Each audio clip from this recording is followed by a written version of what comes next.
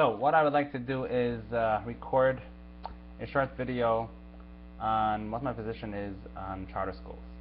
So as many of you know, I'm in education right now. I'm a middle school teacher, and I experience on a daily basis the kind of work that is teaching, and I have opinions on this, and I reflect on these things, and so and I read about it as well. And so here's what I have to say about it. I'm going to take my glasses off to remove the glare. Okay, so first off, my traditional position on this was, before I became a teacher, was solidly in favor of charter schools. And my reasoning was that the public schools are just horrendous at teaching. They just do a good job at teaching. They're very hidebound and rigorous in terms of what they ought to do, the procedure for doing things, the rights, the guidelines, the rules, and all of that. They're just not flexible. And this rigidity interferes with the learning process. I'm really generalizing here. I don't want to go into specifics because it's going to take me all day. But those who are familiar know what I'm talking about. So when you're taking a much smaller entity, such as a charter school, even if it's a network, but it's much more nimble, it is privately owned, the person who runs it has full control over setting policy, and so on, and so it doesn't have the same accountability that a public school has, doesn't have the same rigidity, and so it's better. That was my traditional position. However, in recent years, I am a little more, shall we say, skeptical. Here's the problem. Now, in inner cities, first of all, let me give you an example of a charter network that I'm definitely in favor of. There is, I think her name is Eva Moskowitz, and she runs Success Academy in New York City. This is clearly a school that is far superior to a typical public school in New York City. So if I could imagine myself living in New York City, I would be horrified if I had to send my child to a typical public school. And so to me, I would definitely try to enroll in that lottery and then see if I win, because there's a lot more applicants than can be accommodated, and so there's actually a lottery to be admitted to that charter school. And the very fact that there's such a large application base also means that it's a success, obviously. So yeah, that is an obvious example of success. But if you go to the proponents of charter schools, are not necessarily, don't stop at the borders of New York City. They want to apply it across the board, everywhere, in all school districts and in all cities and in all rural areas. And I think that, especially in rural areas, it's not appropriate. It just isn't. So if that's what you mean by being an advocate for charter school, then I'm against it. And here's why.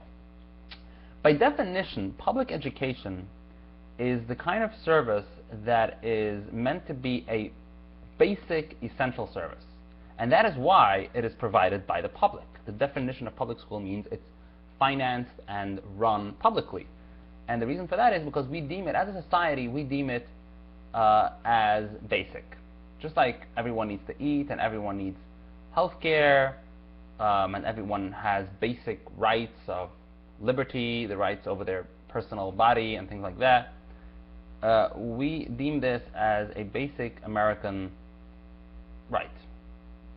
Okay. Now, it wasn't, of course, always so, but once we adopted it in the early 20th century, or late 19th century, in stages, first it was elementary, then secondary, and so on. So at this point, it is deemed absolutely essential for the function of a citizen. You can't be an effective citizen without it. And I believe in this premise. I think this is correct. This is a correct approach to society, which is to say that certain things are optional, certain things are not. And education is one of those things that a basic education, now that term can be debated. What constitutes a basic education? But however that term is defined, a basic education is essential for every citizen. For every citizen. And thus, and also it should be a uniform education as well. And it's not optional, meaning parents do not choose to pay into the system and then receive the service. Rather, they are forced into it. And the funding comes from public coffers. And so, in a case like this,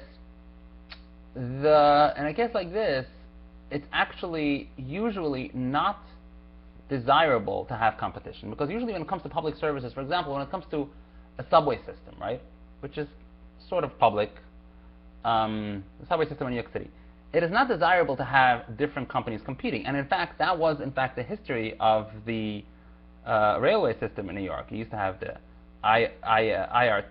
what is it called? The IRBMT and the Independent, the IND, and then the IRT, and so on.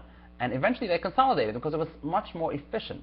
They consolidated, and the public and the government took it over, and the government ran it. Now there's a lot of problems. Ooh, actually, this is a perfect example, because there's a lot of problems with the New York City subway system. But the problems aren't because there is no competition. The problems are because it's not well run. It's because the New York City political system sucks. So it's a political problem. It's a managerial problem. It's not a problem of lack of competition. And the solution isn't that we should just open it up to competition, break it up into 3 different subways, and that's going to be somehow better, more efficient, and overall a net benefit for New York City inhabitants. It won't be. It would be extremely fragmented and cumbersome to try to navigate it if you have to just constantly transfer and in and out and different payment systems and so on. And so here's a good example of a system that is that is quite problematic, and there's a lot of challenges that it faces, and there's plenty of criticism. There isn't a single New Yorker that would possibly say, I'm really happy with the system. And yet it functions reasonably well. Reasonably well. I mean, you do get from point A to point B, and given the alternative, which is driving a car, I mean, it's not, alternative is often worse. And so that's a very similar analogy to the way public education works, because to have competing systems, especially in smaller towns, is just not efficient, because you have to build an infrastructure for each school. And that presumably would be at a public expense. Now, if you want to abolish this whole public funding of of education, then that's a completely separate argument. But I don't think anybody makes that, and including myself. I don't think it would be a smart idea, because if you do that, then what it would mean is that poor people will just basically be shut out, because they won't choose. They either won't have the money, or they won't make that conscious decision of allocating limited funds toward education, even if they should, if they were rational and smart about it. So one way or another, they won't enroll, and that would not be good for society. It would certainly not be good for them, and so we don't want that. So given that we're taking this as a premise that is granted, that we do want education to be publicly funded, the question then is, how does the public disperse those funds? How does it allocate it, and how does it implement the actual school system? And so I think that similar to the analogy that I just gave you, the subway system, you need to have one system. That is the most efficient way to do this. Now again, the same thing as with the subway system. The problem is managerial. How you manage it, how you run it, the kind of policies, the kind of accountability. Does the administrator, does the principal have, or the superintendent in this case, do they have the authority to take bold action to enhance and bolster the learning process, the learning environment? And unfortunately, that is not the case. That is typically not the case. There's reams of rules and regulations and laws, and there is always this the fear, the cloud of litigation that is looming overhead. It's always there, and a lot of the stuff that's happening, and people underestimate the severity of this, but a lot of the stuff that schools do or don't do is always in response to litigation. And so actually, mostly it's what they don't do.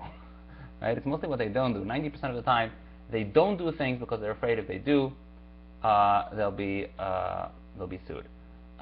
In the cases where they do things, it's usually like safety precautions. But it's mostly what they don't do. For example, when they don't discipline a child, they don't kick a child out of school, they don't fire a teacher, things like that. Yeah, because typically in the public sphere, it is much safer for a public official not to do something than to do something. But this is a cultural problem, and that is really the crux of the problem that we're facing here. It's not a question of charter school versus private school. So to summarize, I am for charter schools in New York City.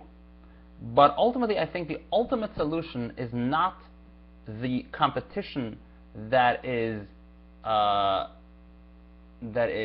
inherent in the charter school institution, right? The fact that anyone can basically open a charter school. You just sign a contract with the government and you receive government funds and you run the school and you receive the public funds per student that you enroll.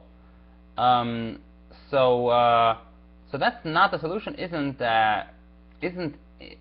Doesn't lie in the fact that there is competition. The solution lies in the fact that there is no rigid accountability the way it is in the public schools. That's really the solution. And so if we can transform and reform the way we operate public entities, especially in large governmental institutions such as New York City, but it happens all across America, the kind of fear that you're going to be sued, and the inaction, and the sclerosis, and all that, it's everywhere.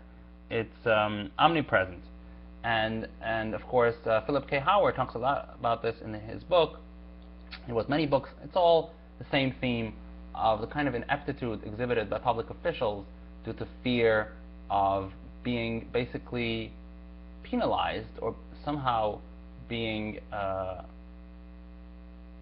having some boomerang effect because they would do the right thing, and so they don't want to do the right thing, and ultimately that's the solution. Okay, so so much for now. Bye.